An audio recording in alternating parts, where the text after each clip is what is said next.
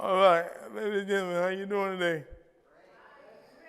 All right, thank you for coming out to my speech today. Anybody in the back, if you can move forward, it'll be better. If you want to move forward, please do so at this time, where you get to hear me a little bit better. All right. My name is Arizona Jenkins. I am the president and founder of New Horizons Support Group for people with disabilities. Today, I have my best friend, Kelly Munn. She's gonna help me do the talk today because the person that was supposed to be here could not make it. Okay? So we're gonna take our time and do this thing right. Are we ready? Are we ready? All right. Got anything? Start here. I do it. Okay, sounds good. All right. Over the course of our lives, each one of us have faced many barriers. Some of these are physical, some are mental, some are man-made, and some are only in our heads and not real.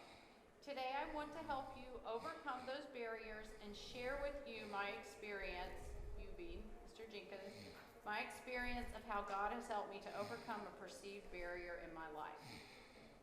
Okay, so now we all got barriers, right? So we know that it's hard to overcome the barriers.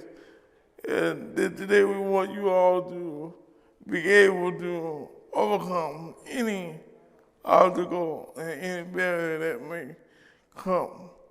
So we want you to look at it as an opportunity. Each barrier is an opportunity. Okay? I've always wanted to share my life story because I wanted to help others who face similar challenges. I want to encourage each and every one of you who is hearing my voice today to take the time to step back and look at your challenges that you call barriers as opportunities. When we look at our problems through a different perspective, they sometimes look much differently. Some people may have a natural support system, and some may need to rely on paid support to overcome those barriers. I want to encourage you to utilize both and to help you navigate those barriers. All right? So now, when you have a nurse, sometimes it may not come at the day you want or anything, or you may be late. They may be late getting you up out of bed because they also have a life to live as well. The things come, obstacles come that are out of their control. Like this weekend, my nurse is not here right now because she's home because she just lost 3 people in her life. So she could not make it today. So I have another nurse named Carly Pinniger. She's a school bus driver, but she came to help me out for the weekend. Carly, would you stand up, please?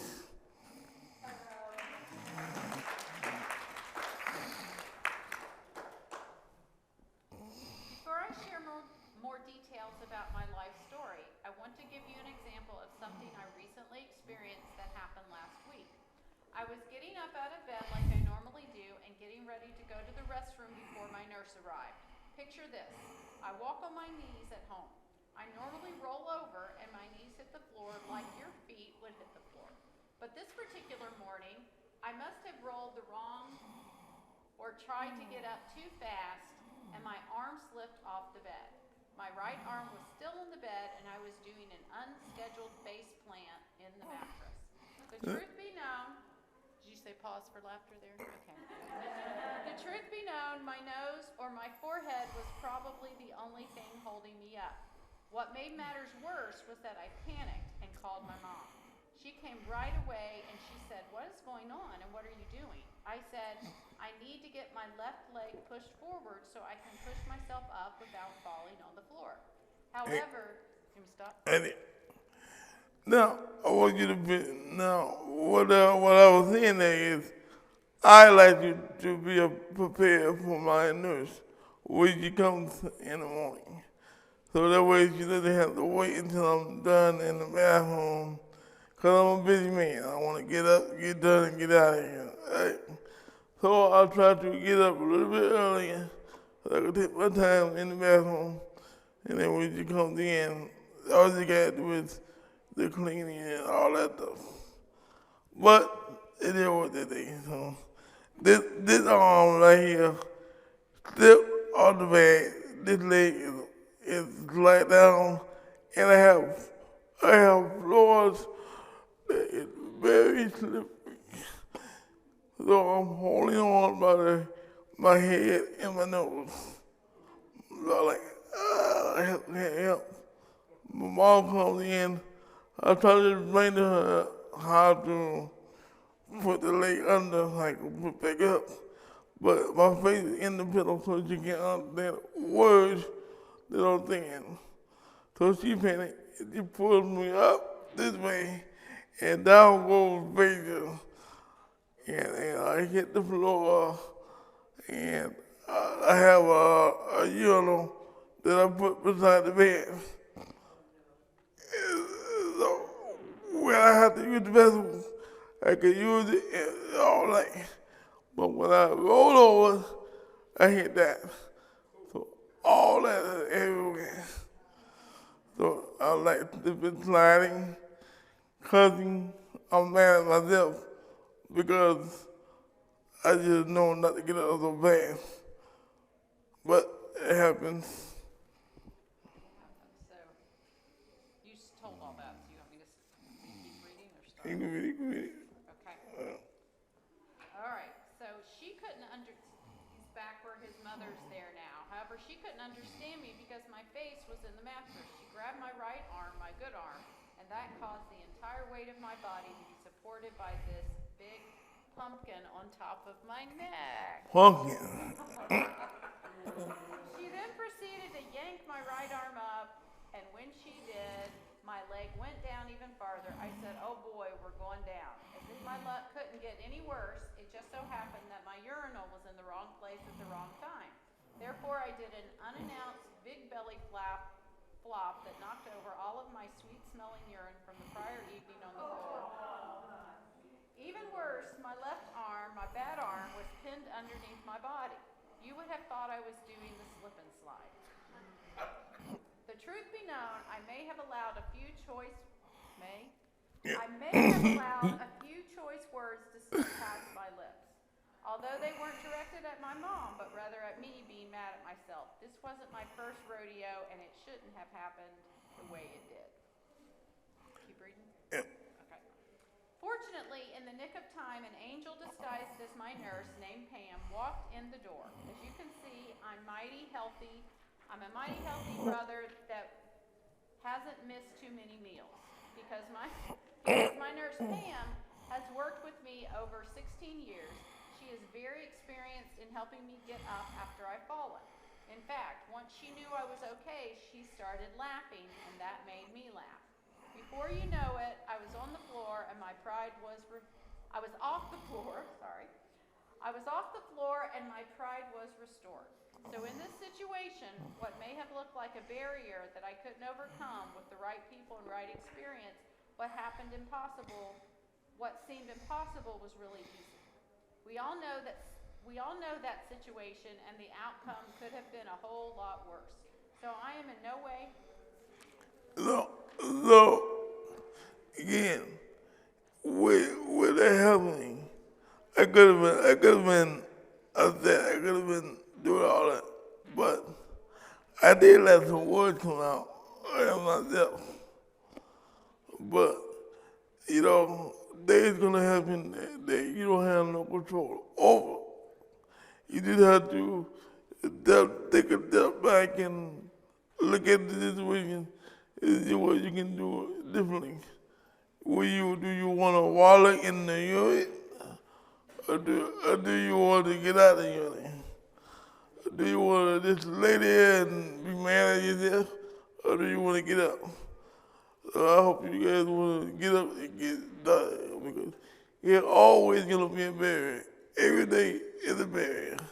You just have to look at the barrier as it comes. We all know that situation and the outcome could have been a whole lot worse. So I'm in no way discounting the seriousness of the risk that was at hand. I am thankful that God was protecting me, as no doubt my guardian angels work overtime. You may face similar challenges on a regular basis. I'm lying on the floor in a pile of pee. My arm is pinned under me, can't push up, slip and sliding. What am I going to do? You could say to yourself, bump it. I'm just going to lay here in this warm, sweet-smelling liquid and hope that someone comes soon. But I didn't have to do that because God sent her in at just the right time. As soon as I rolled over to free my hand, that was when she walked in the door. She looked at me and said, "What happened to you?" I said in a joking manner, I rolled out of bed, my leg slipped, and down goes Frazier, right in a pile of pee. Maybe you've been in a similar situation and no one was available to help at that time. You may have to stay there for a while. Sometimes God puts us flat on our back so that we learn how to depend and trust Him fully. In addition, He gives us unexpected opportunities to think when there is nothing else we can do. So, is that what would you have did? What would you guys would have did? That was you. Good? I crawled across the floor and drug myself into the bathtub, washed the pee off first. Anyone else? What would you have did? Make sure you're okay before you move. Yeah. One more. I would have said, Lord Jesus, help me. Try the best I can to try to move and also call for help. Yep. Good. At least I'm getting up or have people to help me to get up. Right. It's good. One more. Do you have your hand up? What is it? I would try my best to lift my head up and get my nose away from the police officer. It's good. It's good. Go ahead. All right. So we can either choose to get angry, mad, frustrated, or you can take it in stride and say, Lord, I'm down here and I need your help. Sometimes when I've been forced to wait for help, I just begin to sing whatever song comes to mind. At times it may be a rousing gospel song, or if I'm really at my wit's end, I just make something up to keep my spirits up, such as, I'm down here in the warm liquid, Lord Jesus. Just waiting on someone to come to the door. Will you please send help immediately? Ironically enough, my singing is not always a joyful noise to others, but it is always pleasing to the Lord.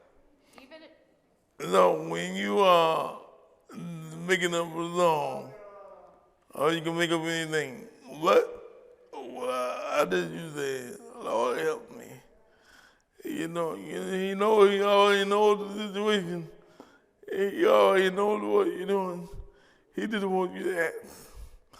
The purpose is to ask for help. The real way to ask is to come in a time where you least expect it. even if my physical situation does not change, God helps my mindset to shift off what's at hand at that moment, and before you know it, the situation changes.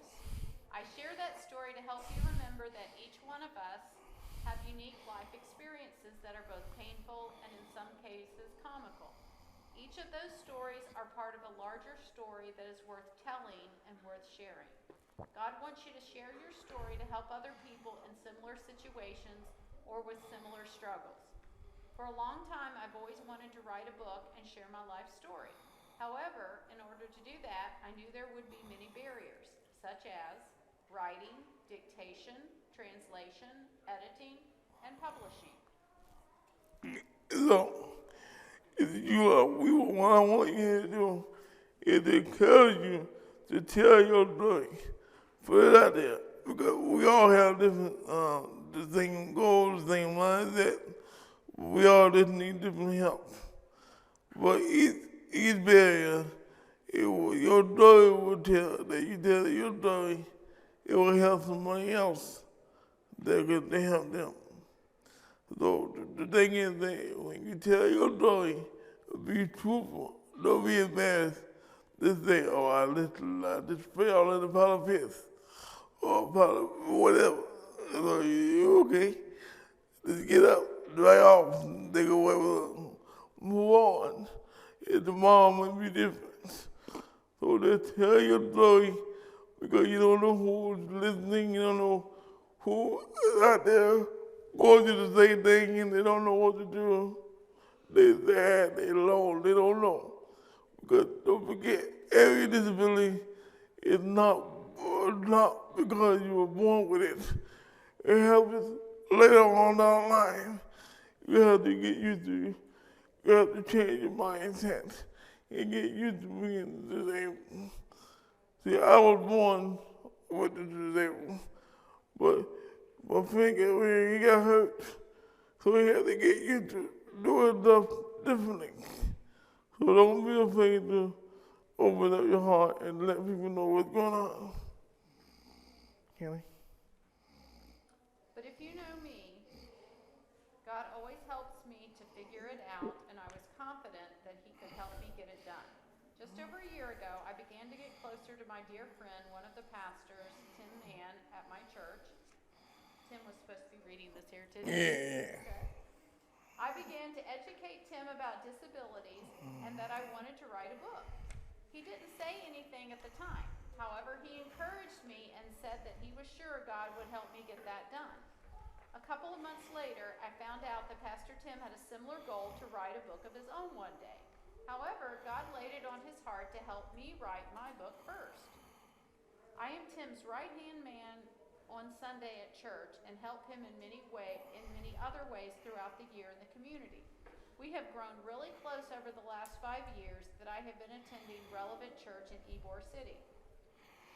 So I live in Ybor City. Well, I'm going to be in Ybor. Do you know what Ybor is? Ybor City is in Tampa. It's a cigar capital. So we have our church right there in the heart of Ybor. We deal with the homeless. We deal with the cleaning of the church, the getting the word together, all the stuff that goes to the church. I work at the door. I'm one of the head security guys at the door. So whatever he wants me to do, I do it.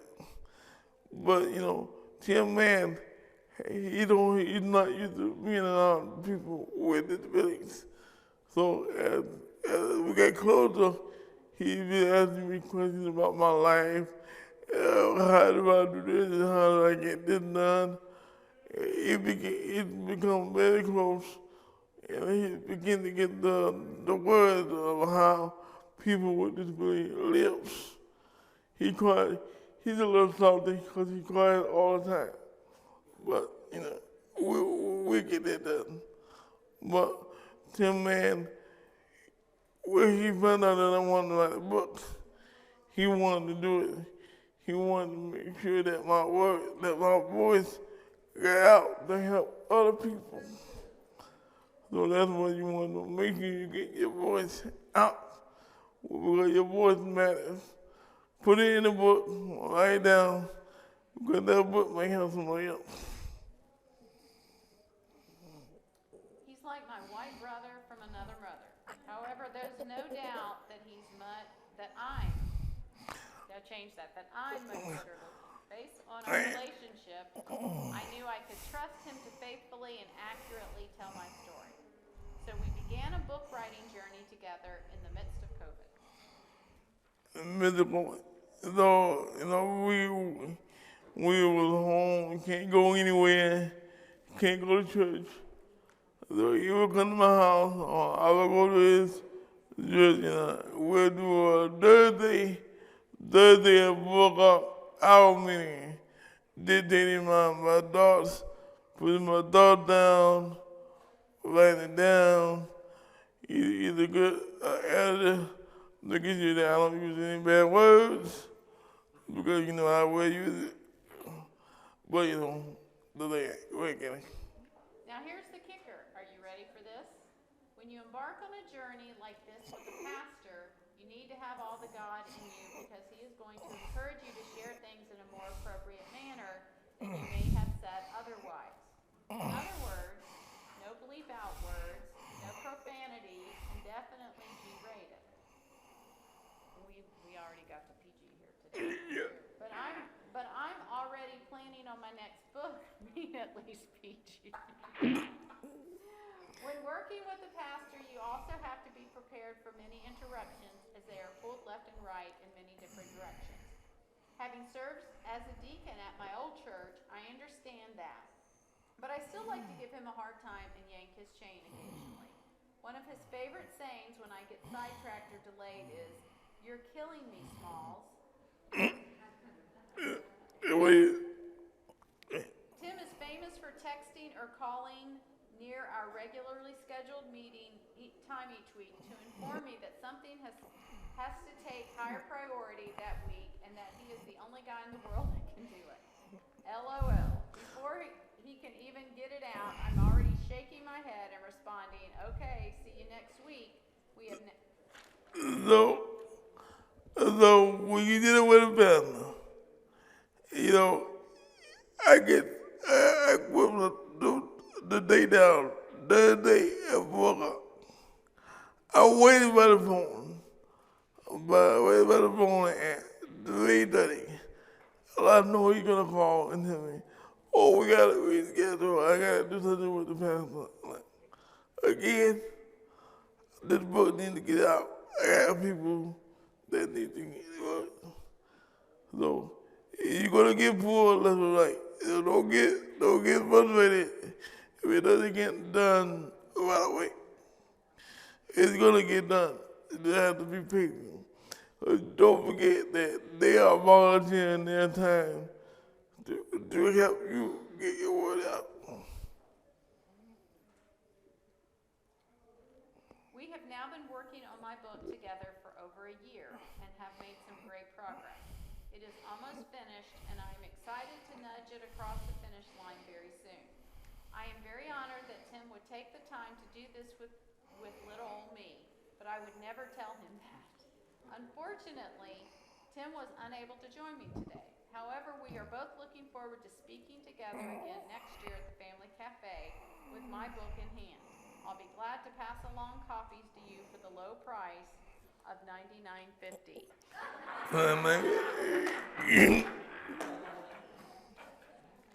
I want to leave you with these 5 points to help you overcome your barriers, whatever they may be. All right, you got a pen? Write it down. Number 1, don't panic, because if you panic, the situation will get worse. Your blood pressure might go up, you could have an anxiety attack, and even worse, you might be by yourself. The more calm you can be in the midst of the struggle, the better. Number 2, assess your current barriers that you know of that might be holding you back from achieving your goals. You also have to be prepared for unexpected new barriers each day, like when your caregiver or PCA, that means personal care attendant, is late, or if you slip and fall in a pile of, I'm really tired of saying that word, in a pile of this thing that we've talked about here. Thank you.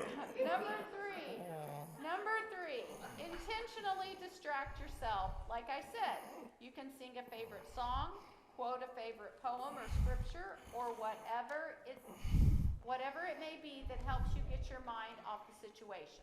Try not to worry, because God's not worried, He's got you. Number 4, don't be afraid or embarrassed to ask for help, no matter what the situation may be. It may be a stranger or someone you know. Share about the time that you were stuck on the railroad track. Oh yeah, I was going down in New York City, and I was going down to the transportation disadvantage meeting, and there's a railroad track right there. So I got to cross the railroad track. My battery had a loose use cable that I didn't know nothing about. So when I hit the railroad track, the wheels just cut off. I'm like, oh, what we gonna do?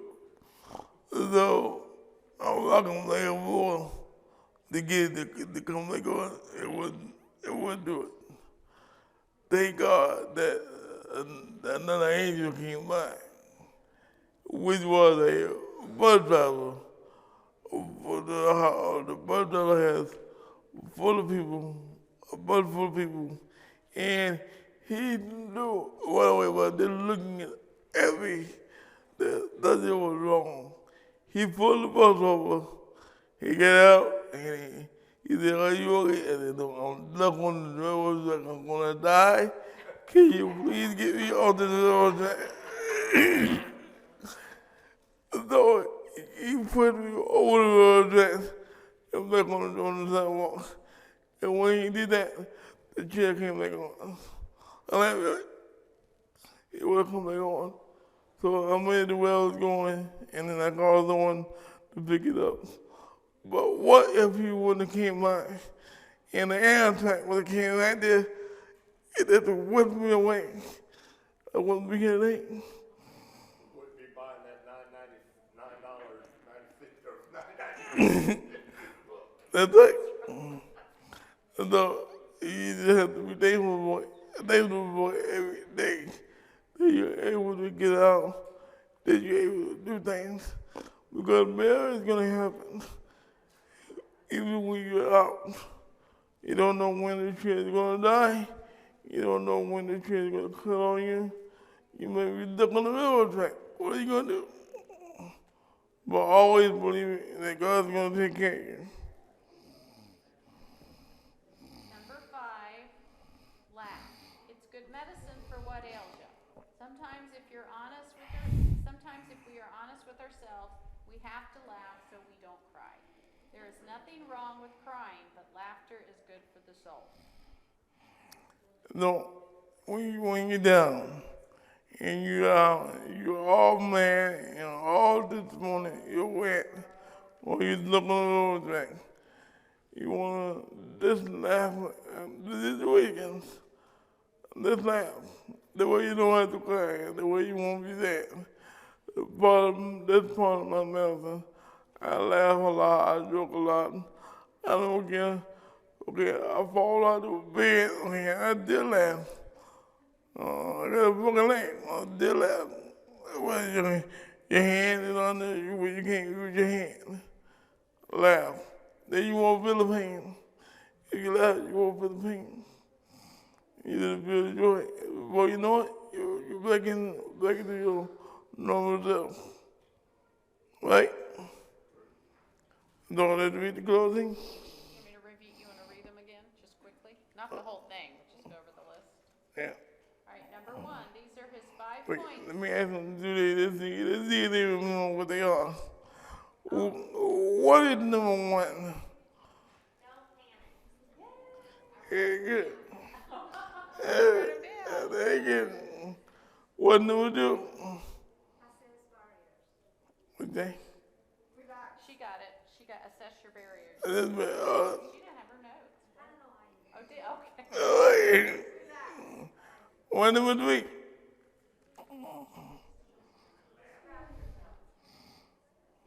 Yep. Don't distract yourself. And then number 4. All right. All right. All right. Don't be afraid or embarrassed to ask for help.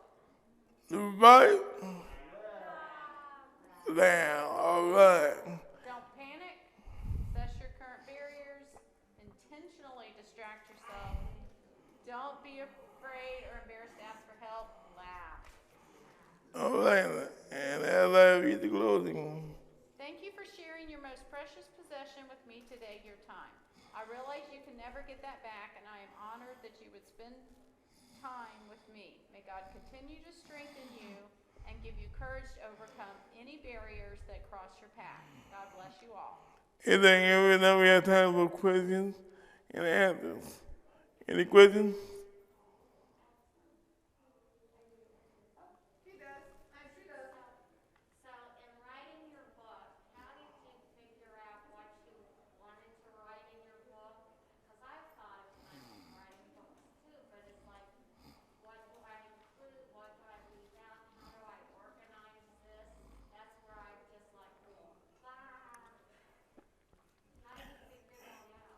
So what I did was I just put all my thoughts together and put everything like I like a book about me.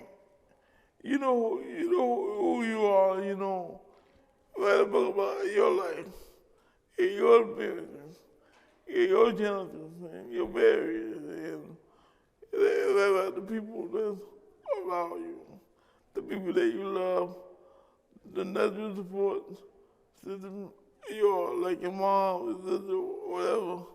And then you write about your pain support, whether it's your nurse or whatever, the people that you pick. What about the community? What do you want to come out of that book? Is your book kind of like a series of short stories, things that have happened to you? Right. I can't wait till it comes out. Thank you. Thank you. Any other questions? Yes. Thank you for sharing your story, first of all. We enjoyed it. We all did. I don't know if you've gotten to this part yet in your writing process, but publishing. Are you self-publishing or are you looking for a publishing company? Well, I got lucky on that. The pastor knows of publishers, so I don't have to deal with all that. He doesn't do all that for me. Yeah, and then I just had to give him a cut. I told him I'll give him 50%, maybe 20%. I don't know. 50, maybe 20? Yeah, I gotta give him my money first. But he has a lot of connections that I would have to do on my own. They getting the one to donate their time to do that. And this is Tim you're talking about? Yeah. So the guy that would write the book has connections with a publisher. Yeah. Any other questions? Yeah. During the editing process, did you hire an editor or did you self-edit? What are you thinking? She's saying, did you hire an editor or are you editing it? We gonna edit together. The best is gonna edit. He's gonna take out all the bad words and put in all the good words.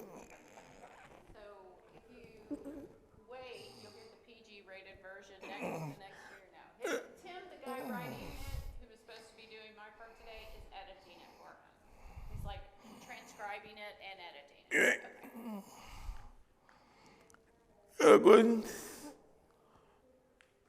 Do we have any caretakers in the house?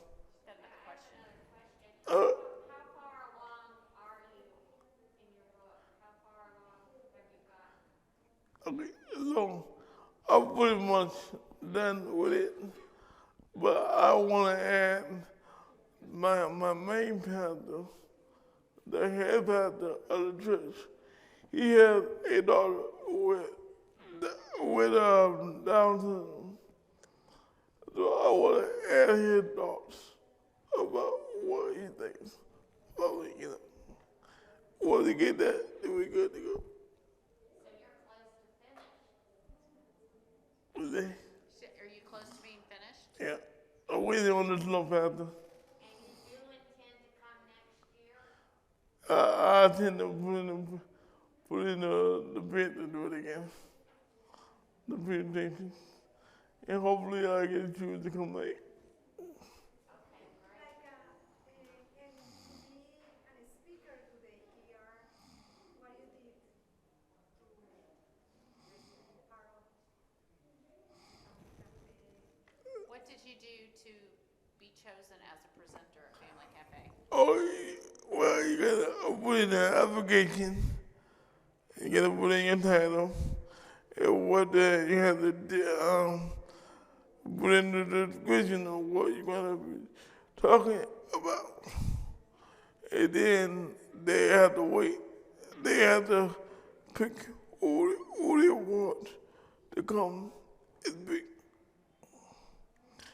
So I got the email that says you can come out and speak about what you're talking about.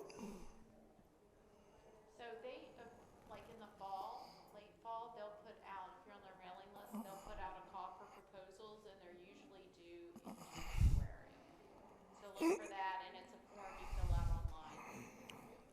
Is there any caretakers in the house? Caretakers?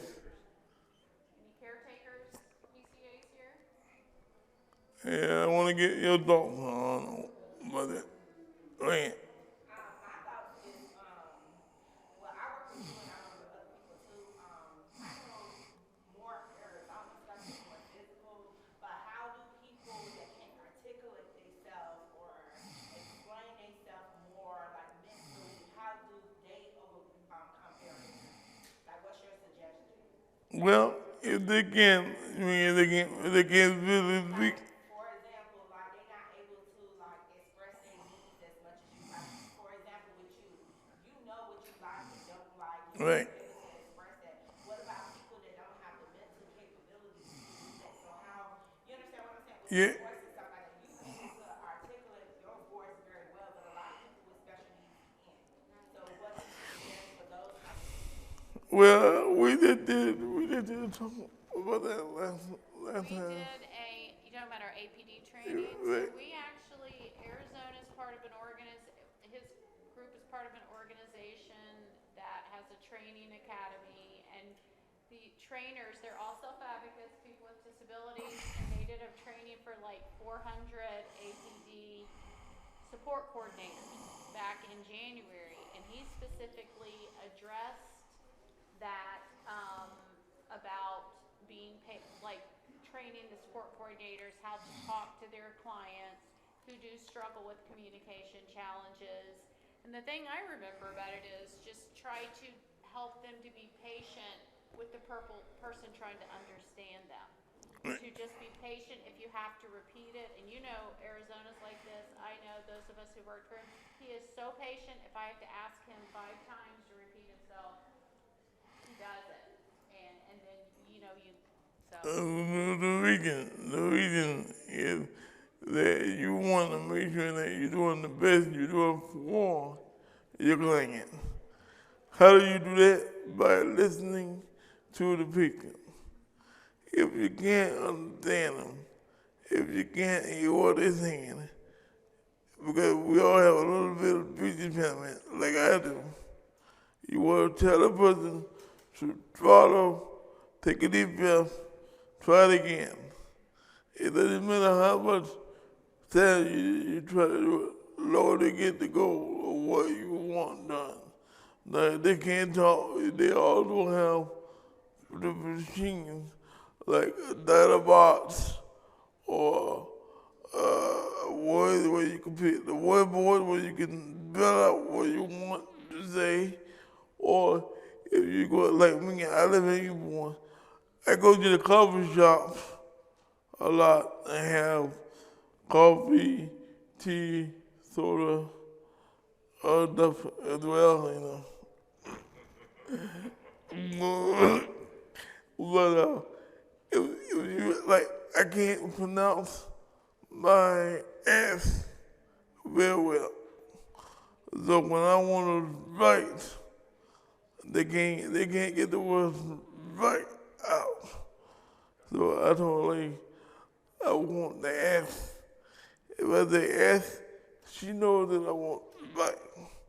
If I say C, you know, I want Coke. Well, because people, you have to figure out, we have to, people with disability have to help you because you don't know. We got to realize that even though that you are a paid support system, that you're not going to know everything. You're not a robot. So we have to respect that as well. It's a mutual respect, both sides of the road.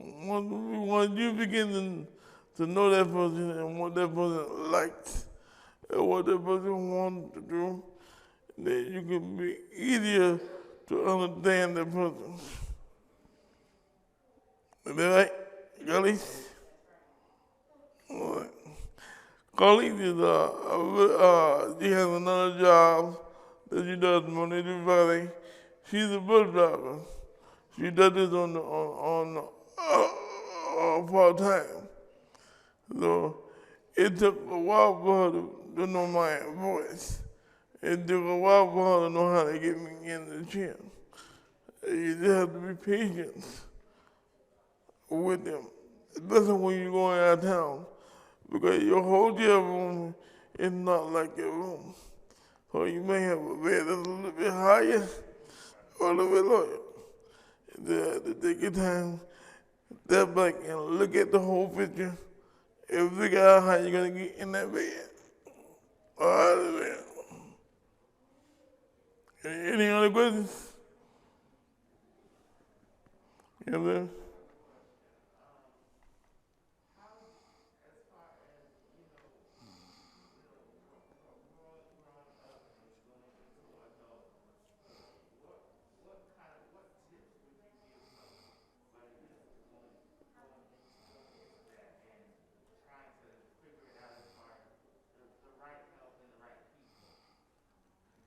You get it?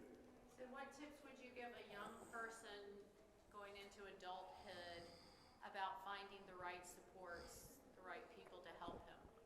Is that right? And then for you? And then for you? Is it for you? Okay. Is it for you? Then I will do this. I will. Are you on the ABD? Do you have a support coordinator? Do you get along pretty well? Because that's the main thing. It's easier to assist you to have a normal life. So you just tell her what you need. Then you put it in your cost plan. And the cost plan that you have, that you and her will figure out what you need, what kind of assistance you need. Do you need a nurse? Do you need a bed, whatever accommodation that you need? I think his question was more of how do you find the right people to support you, right? Like how do you find the right people? Like you say, your nurse been with you for 16 years. How do you go about finding the right people to support you the way that you need to be supported? Oh, He lives in your general area, you do? All right. Well, you mean your natural support, your natural support system. You have to get out of the community, open your mouth, and speak. And once you begin to speak your words, and they begin to know who you are, you want to touch the people's hearts. Arizona don't compromise. He just being honest. That's part of his compromise. If he don't like it, he very vocal about it. He'll tell you, I don't like it, you ain't coming back to do it, and I'm done.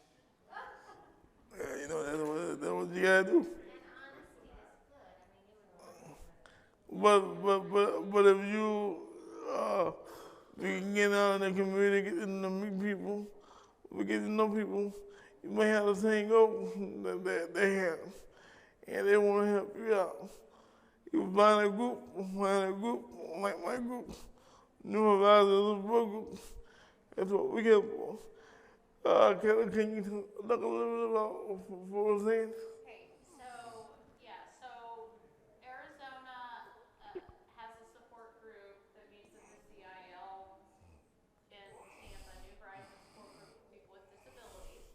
And they are and so that's where he does a lot of his mentoring and training and working with people in that group, people with disabilities. But they are part of a network of grassroots self-advocacy groups around the state that is part of what we call Florida SAM, Florida Self-Advocates Network. We have a booth out there, number 303.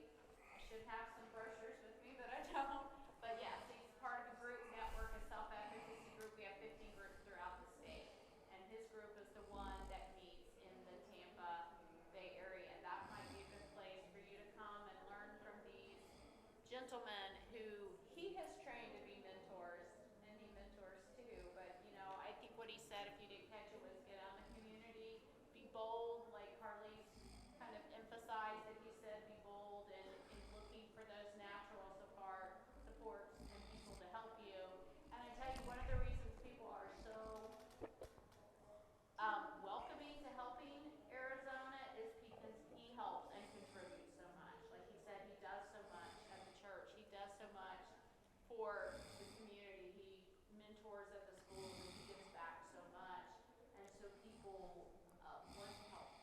and then we love on each other.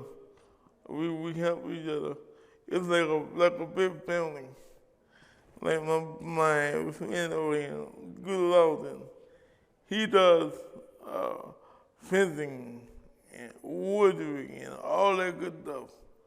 Now, I just on the way, my ramp is all rotted down. The wood is, you can't go up the ramp. This man came in a wheelchair. It was to fix my ramp. I could see, I see him on the in the wheelchair, leaning over the chair, putting boards and all that stuff out of the van, and he fell through the ramp as he was. I know a good lawyer. You fell through his ramp. One board broke, One and I board kind of broke. fell through on my wheelchair, but I didn't fall out of the chair. But I got stuck, like him on the railroad tracks. Yeah. Stuck in your ramp. Anyway, continue. So the main thing is, you know what you need. People will help if you ask for it. If you ask for it, people will help. People, they look for stuff to donate. They look for stuff to do. So just put it out there. Don't be afraid. Open up. Be bold. Be a man.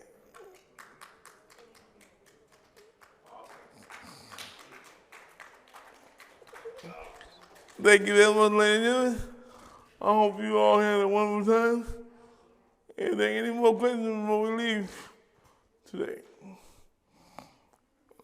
you can see me at the booth and the exhibit hall. Do you have one or are you talking about ours? Ours is 303. 303. The stand is labeled 303. We're right next to the lady with all the bakery items and the coffee and everything. So come on over there and let me talk to you some more. Thank you guys. Have a good day. Good job, everybody.